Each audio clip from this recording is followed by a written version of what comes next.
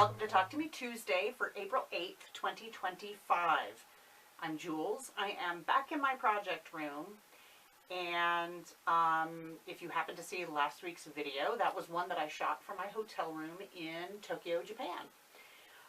So I've mentioned before and asked for help with the fundraiser for my daughter Phoebe's study abroad. She is there now. We went together towards the end of March, and then I stayed for 10 days. She moved into her dorm on March 31st, and then had, testing and orientation and stuff like that. So while she was busy doing those things and I was on my own, I decided to do some exploring. And so one of my solo excursions was to Nippori Fabric Town, which is where they have some craft shops, quilt and sewing, fabric and knitting and stuff, supplies. They also have wholesalers there, but it's open to the public, so you can buy stuff. And so the only place I actually bought anything in Nippori was a shop called Tomato, and they're sort of like the big chain there, like Joann Fabrics would be here, and so they have multiple locations that handle, in Nippori, they have like 3 or 4 locations, and one of them is mostly like knitting and crochet and sewing, sashiko and needlework, patterns, garment sewing, and like the newest fabrics, the latest fabrics, designer fabrics. Those are all there. And then another shop has all notions and trims and things like that, zippers and buttons. And then another one had previous lines of fabric, so fabric that wasn't brand new. And so even though it was the same brands, Koka in particular, which is a big Japanese line, they had previous lines of fabric, so those were on sale, and so that's where the discounted fabric was. And they also had pre-cuts, scrap bags, and they had big bins where you could rummage for remnants. And so that's where I actually spent my money, was in that shop. The other ones were gorgeous, and I did take a few photos in there, but yeah, so I'll just show you some of the stuff I bought. One of the things I got, and it's not packaged anymore, was this. It's about the equivalent of about a ½ yard by width of fabric of pre-quilted, double-sided pre-quilted fabric. Perfect amount to be used to make at least one, maybe a tote and a zipper bag, something like that. I thought that was really fun. And then I also I dug in the remnant bin, and I got these 2 canvas remnants that I'm going to use for bags, like totes and things. I'll just bring this here. These are adorable. So it's got strawberries and candies, different fruits dipped in chocolate sweets. This is a Koka fabric. And I also got this one right here. Let me make sure I have it going the right direction. Here we go. And this one is maybe 3/4 of a yard by width of fabric. And then it's got the Miniki Neko kitty.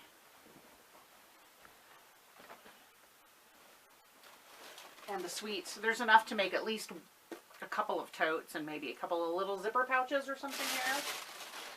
And then I also got several scrap bags, one of which I gave away to Catherine at work, who she hosted my Scrappy Social for the end of March, since I wasn't going to be there. And so one of them I already gave to her. But these are the other 2 that I still have left. And they're all different size scraps. Super cute fabrics. This one here. And So that's that's it from tomato. And then I also, souvenir for myself, this beautiful tote.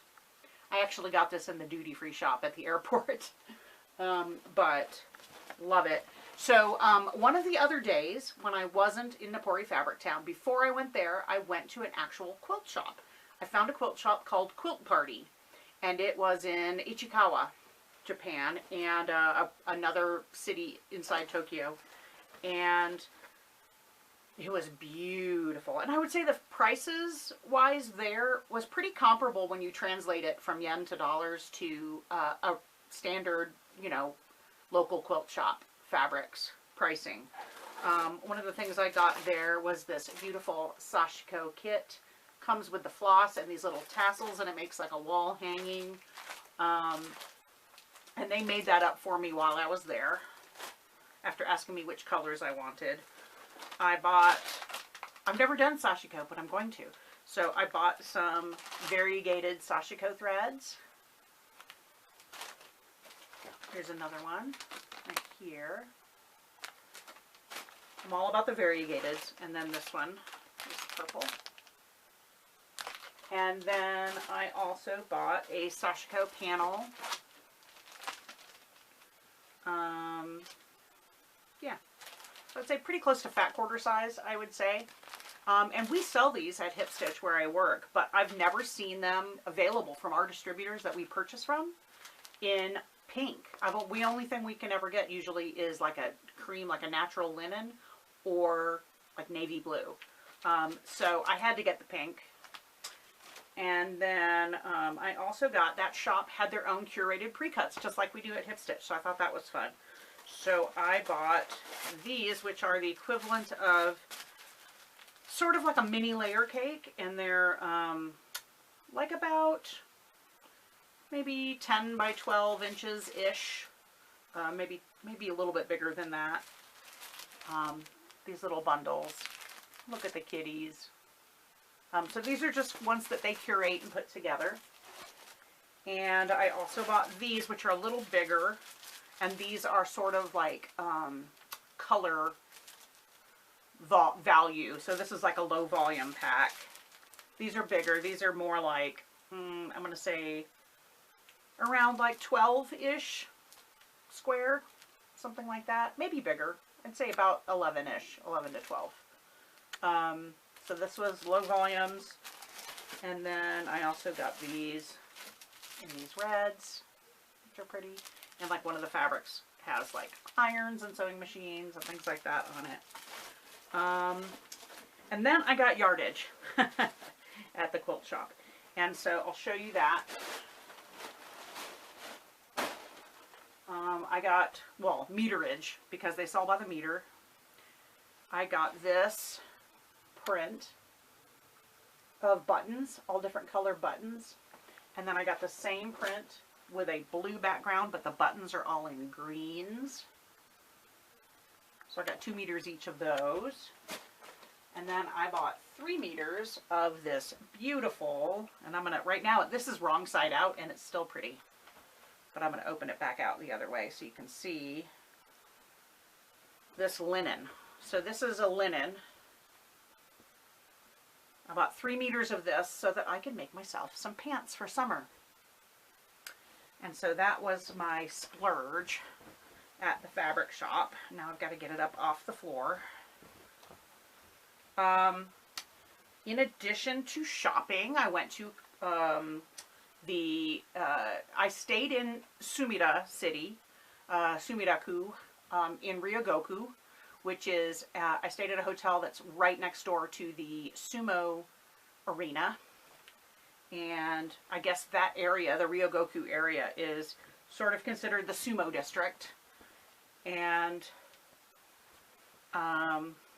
so I explored around there, and I found that right down the road, a short walk from my hotel, was the Sumida Hosukai Museum, which is the paintings and art. They're painted with ink, and they're from, you know, 1600s, 1500s, really old, going on into like turn of the 20th century, so late 1800s into the 1900s. The paintings that you'd be familiar with when people talk about Japan and art, and you know, the wave that you see is sort of stylized waves, that kind of art. And so that was amazing, and I did get some souvenirs there, postcards and things like that.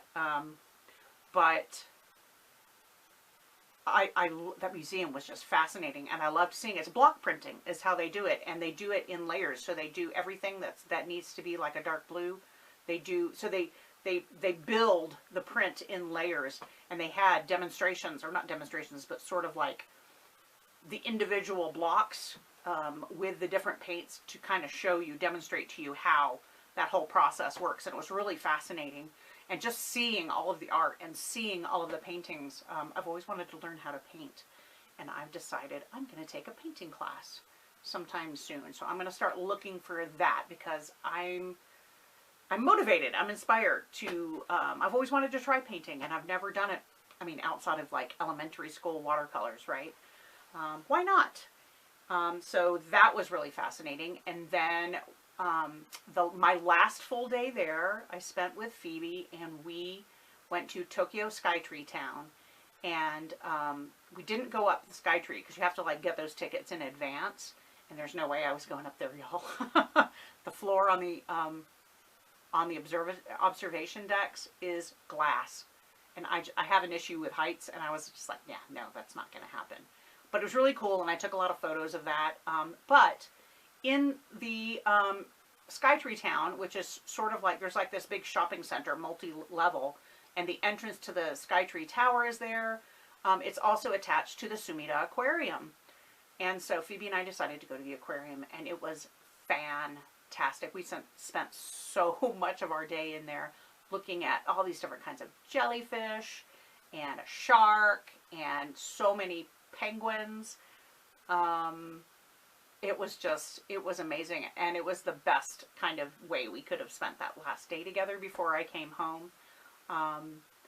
And we went to dinner there before we got back on the train to head back. There's also a planetarium there, but we didn't have time to do both the aquarium and the planetarium, and so we opted for the aquarium so that we could just take our time. And it was so cool because we got to watch them feed the penguins. The penguins were hilarious. We got to watch them feed the penguins, and their team like has this whole relationship with these penguins, and they know who they all are. They all have names, and they had this hilarious like big poster up with the relationship. It's like a relationship chart for all of the penguins. It was so cute. And they almost do. It's almost like a little show when they feed the penguins, and then when they get to the end, they kind of like go like this, and the penguins just like, we're done eating now, so they just all dive into the water. It was just hilarious. It was just the best day, and we had such a good time. And I just can't even, I mean, walking all over, there's so many things I still didn't see, and I was there for 10 days. It did rain quite a bit while we were there. Probably about half the days we were there was like cloudy, and sorry, I've got something in my eye. Cloudy and at least drizzle, if not a full-on rain. So that did kind of curb my activities a little bit, but I managed to like squeeze in the trip to the quilt shop, which was in an adjacent, Ichikawa is not too far from Ryogoku. It's just like a couple of stops away, 2 or 3 stops away on the train. So easy to get to where you need to go with the public transportation. You just, you buy a card that takes you where you can load up with money. And then you can also use it at a lot of like restaurants and shops while you're there. So that makes it easy because you can just load it up with cash, and then just use that card everywhere you go and use it at the train station. So that was cool. I don't even know what to say. I mean, it was just an amazing experience. My first time since I was a kid. I mean, I went to Mexico, you know, as a college student because Alpine's really close to Mexico. So we used to go buy groceries and stuff there sometimes, but beer. But, and I went to Canada briefly as a child, like took a ferry from Washington State over there, but it's just not the same as going to a country that is so different from your own, and they speak a completely different language. Fortunately, all of the trains They announce the stations in both English and Japanese, and they have signs in both English and Japanese, so that was super helpful. Same thing at the airport, signage is English and Japanese. Yeah, I'll try to pick out some of my favorite photos, some pictures from a little bit of the, I took a couple of photos at the quilt shop. I did ask their permission, and they showed me which parts of the store I could take photos of, and then photos, a few photos in Fabric Town, but that day it was raining, and so I like went from A to B as quickly as I could and like planned out, okay, which shop am I doing next? That one. And then I would race over there because it was raining that day. But I probably took the most photos at the aquarium and videos, so many. So I'll try to pick out some of my favorites to throw in at the end of the video. And I look forward to making things with these amazing fabrics that I got. I don't know what to say, y'all. I had a fantastic time, and I will put pictures at the end. I hope you're all well. I look forward to seeing your videos. I'll get caught up soon, and I'll see you next week. Bye!